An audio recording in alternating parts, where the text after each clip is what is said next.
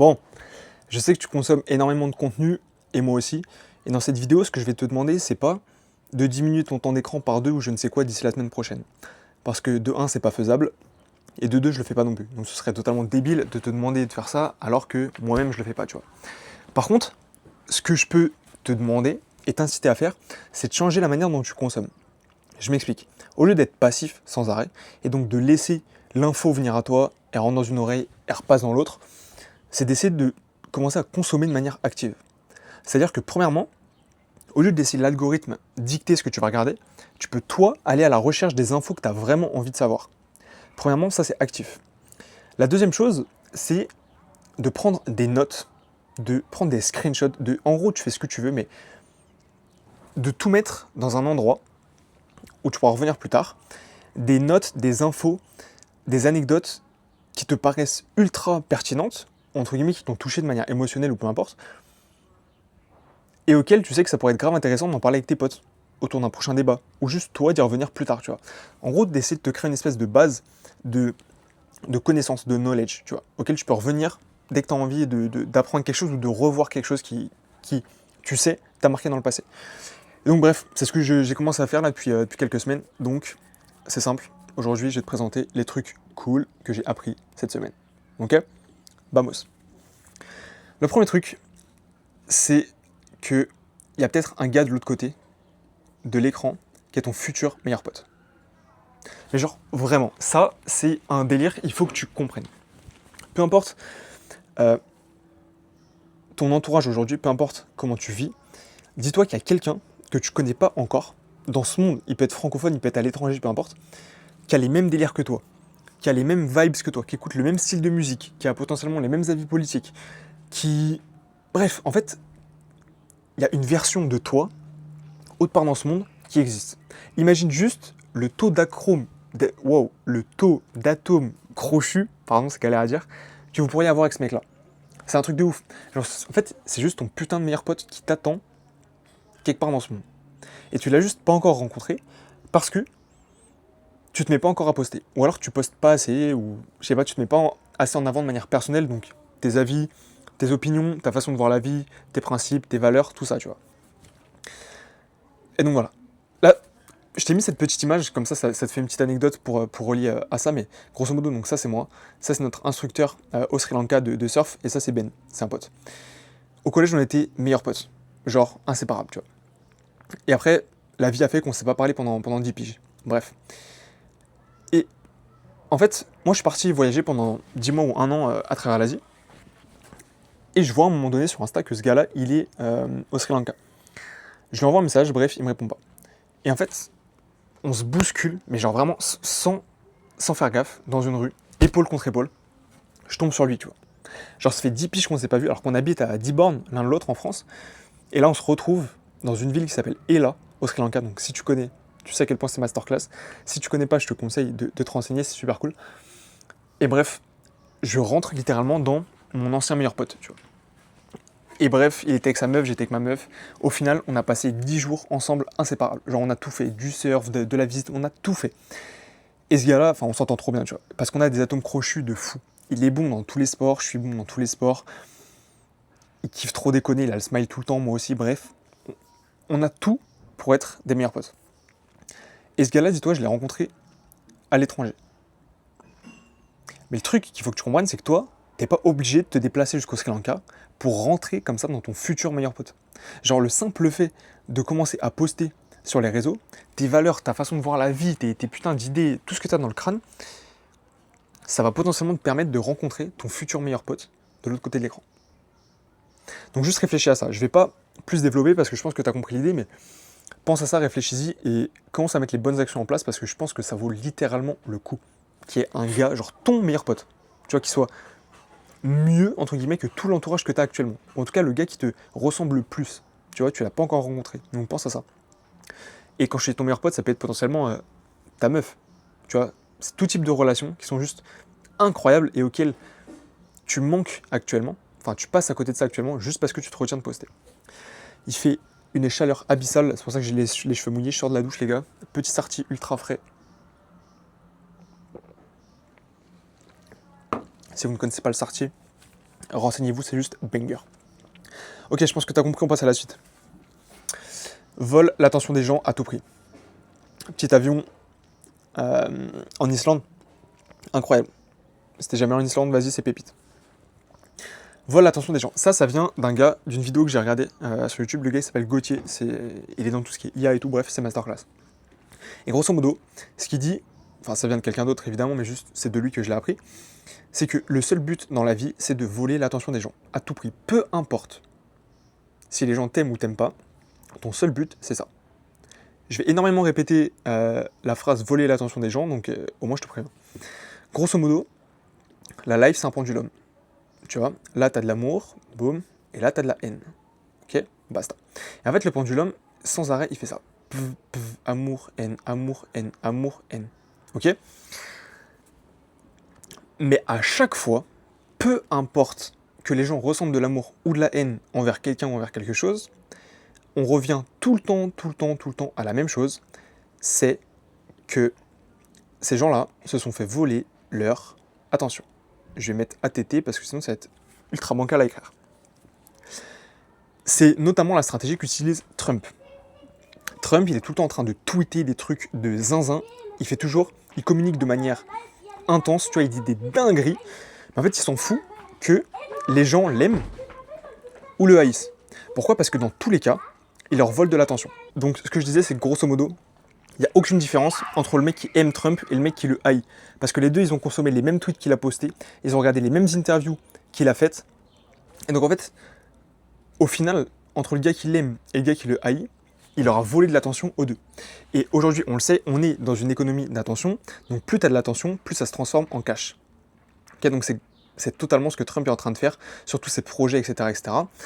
Que tu l'aimes ou que tu l'aimes pas, le simple fait qu'ils disent des trucs de zinzin et qu'ils soient sans arrêt en train de communiquer, etc., ils te volent de l'attention, que tu l'aimes ou que tu l'aimes pas encore une fois, et donc ils transforment ça en cash d'une manière ou d'une autre. Donc, là je t'ai donné un exemple de Trump parce que lui il l'utilise énormément, il y a Elon Musk qui le fait également, mais grosso modo, ce qu'il faut que tu comprennes c'est ça, c'est que voler l'attention des gens, c'est faire du bif. Ok ? Genre là si je regarde vite fait sur mon YouTube, sachant que je viens de commencer il y a de ça, je sais pas, 2-3 semaines, un truc comme ça, tu vois, durée de visionnage 24 heures. Donc là, ça veut dire que, en fait, j'ai volé 24 heures d'attention à des randoms, à des gens que je ne connais pas.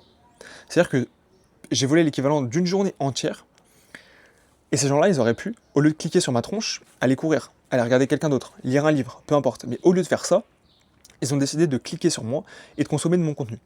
Même si c'est simplement quelques minutes, quelques secondes pour certains, je leur ai volé de l'attention d'une certaine manière. Et sur le long terme, c'est quelque chose qui se monétise. Donc, grosso modo, il faut que tu voles l'attention des gens à tout prix. Que tu le fasses pour que les gens t'aiment ou pour que les gens te haïssent, évidemment, il vaut mieux le faire pour que les gens t'aiment, on est d'accord ? Ton seul but, c'est ça, voler l'attention des gens. Ok, let's go. Je pense que tu as compris, donc on va pas aller plus loin. Celle-là, elle me plaît énormément. Pourquoi ? Parce que je l'ai vu sur une vidéo d'un gars sur YouTube. Lui, grosso modo, il a un biz où il t'apprend à parler de manière fluide devant la caméra pour améliorer tes vidéos YouTube et donc mieux parler de ton expertise et donc mieux faire, plus développer ton business. Waouh. Mieux développer ton business, pardon. Je vous dis, c'est la chaleur. C'est un truc de fou, c'est la chaleur. Donc, la dernière fois, il disait, est-ce que les vidéos sur YouTube que vous devez poster, c'est forcément de la valeur ? Tu vois, ça doit être forcément des tutoriels, des trucs comme ça, genre tu vois, des miros, des trucs où vraiment tu exposes ton expertise. Et il a dit bah non. Et je vais vous dire pourquoi. En gros, il a reçu un commentaire sous une de ses vidéos qui disait ça. Your video feels like music. Et en fait, quand je me suis posé là-dessus, je me suis dit mais c'est trop vrai, tu vois. Parce que moi, il y a plein de créateurs où je regarde des vidéos de pendant 5 minutes, 10 minutes, un quart d'heure, uniquement parce que leur ton de voix, leur vibe, en fait, juste leur présence me fait du bien, m'apaise. Tu vois, j'écoute ce qu'ils ont à dire et je sais pas, ça m'apaise. Et donc, c'est vraiment ça en fait. T'as l'impression d'avoir de la musique dans les oreilles quand tu les entends alors que c'est uniquement des gens qui parlent, sans montage ni rien. Et du coup, après, il te pose cette question-là. Est-ce que la musique is valuable ? Est-ce que t'as l'impression que la musique c'est de la valeur ? Bien sûr que c'est de la valeur. Parce qu'en fait, concrètement, c'est quoi de la valeur? C'est le fait d'apporter quelque chose à quelqu'un. Lui, tu vois, il dit hell yes, donc bien sûr que oui. Ça t'apporte énormément de vibes et beaucoup de plaisir, tu vois, la musique. Quand t'écoutes, je sais pas, du Kendrick Lamar, du Michael Jackson, du Eminem, tu vois, ça te procure une vibe de fou. Genre, tu t'es content, t'es heureux, tu vois. Donc oui, ça a de la valeur. Parce que ça t'apporte quelque chose. C'est pas un tuto, c'est pas un miro, c'est pas quelqu'un qui est en train de t'expliquer sa dernière stratégie marketing pour faire 100 000 euros grâce à son consulting le mois prochain. Mais ça te met dans une putain d'émotion, de joie, de kiff. Donc oui, on peut dire que la musique, ça apporte de la valeur, tu vois. Du coup, il conclut en disant que la valeur, c'est pas que des tutoriels. Loin de là. Et que, limite, il faudrait garder cette partie de valeur pour ta partie payante. Donc pour tes clients, grosso modo. Tu vois, les gens qui t'ont payé. Et en fait, c'est trop vrai. Et moi, pendant longtemps, ça m'a touché parce que je me disais, putain, mais qu'est-ce que je peux faire comme vidéo YouTube pour démontrer mon expertise? Et j'étais sans arrêt en train de vouloir de montrer une nouvelle stratégie, tu vois, une stratégie qui avait marché pour un client. Comment on avait fait pour faire sold out avec une nouvelle offre pour une cliente? Comment on a fait pour lancer une nouvelle offre de A à Z avec une nouvelle cliente et faire cette vente en 6 jours? Tu vois, que des trucs comme ça. Mais en fait, je me suis dit, oui, ça apporte de la valeur, mais il n'y a pas que ça. Genre là, cette vidéo, c'est pas du tout une vidéo où, tu vois, je t'explique des strats ou quoi que ce soit, c'est pas forcément marketing, mais j'espère en tout cas que tu vas ressortir de cette vidéo avec de la valeur. Pourquoi? Tout simplement parce que je t'apporte des points de vue qui vont potentiellement pouvoir t'amener à réfléchir, t'apporter peut-être du plaisir, je sais pas, mais bref, t'ouvrir l'esprit sur certains points. Et ça, d'une façon ou d'une autre, c'est de la valeur. En tout cas, moi, je le visualise comme ça, je le vois comme ça. Donc voilà. Si jamais tu postes déjà sur les réseaux, que ce soit sur Insta, par mail, newsletter, sur YouTube, peu importe, réfléchis à ça et au fait que la valeur, c'est pas que des tutoriels.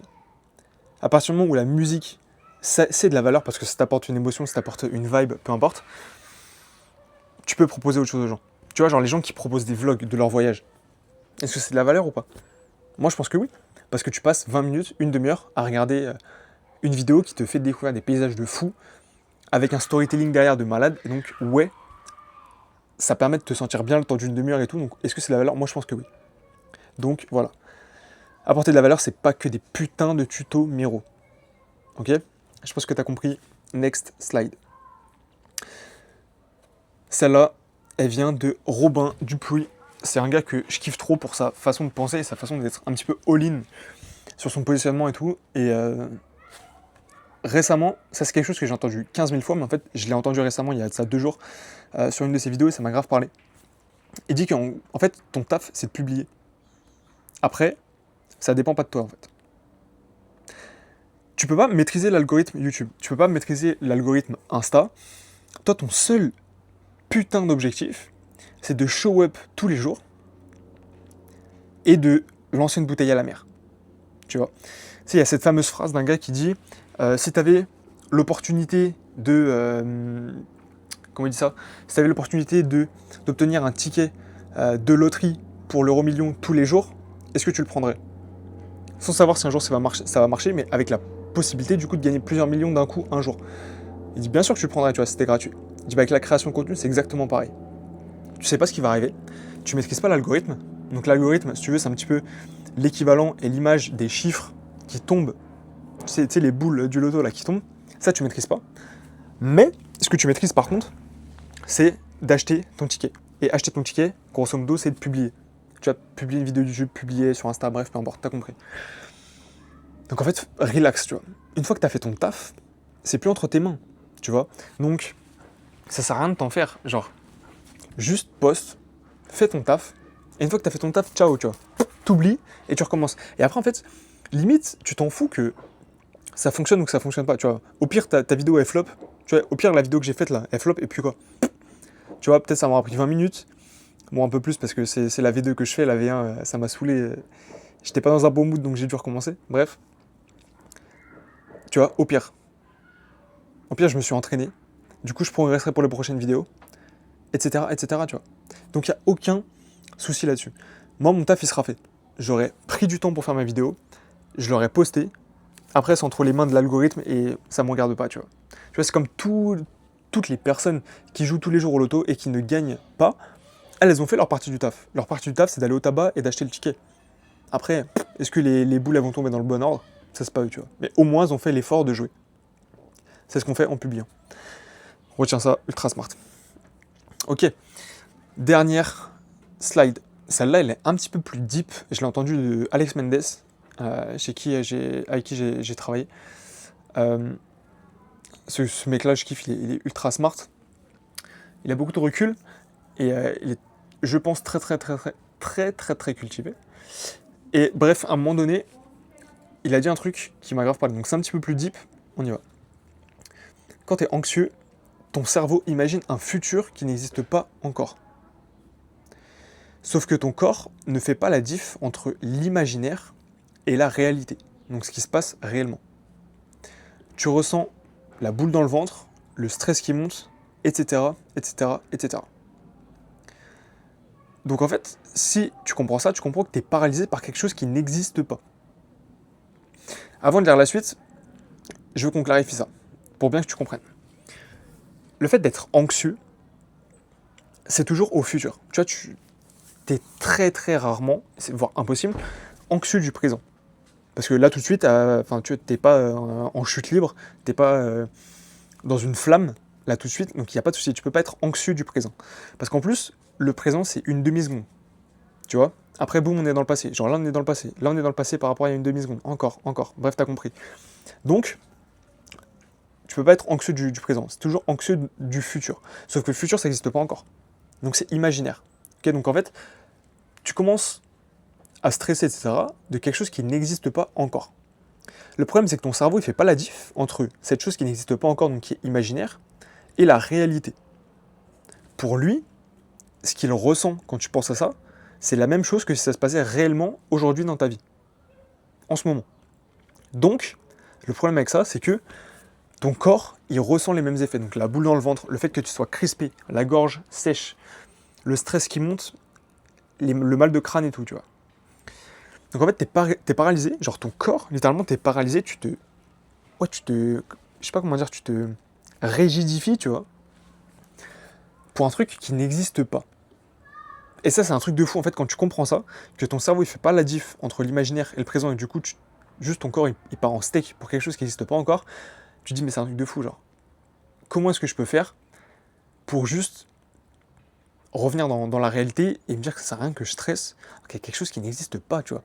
C'est comme si je te disais, mec, c'est chaud, peut-être que dans, je sais pas, 2 milliards d'années, il y a une bombe, il y a une météorite qui va arriver, qui va défoncer toute la planète, tu vois. On s'en fout, mec, c'est dans 2 milliards d'années, tu vois.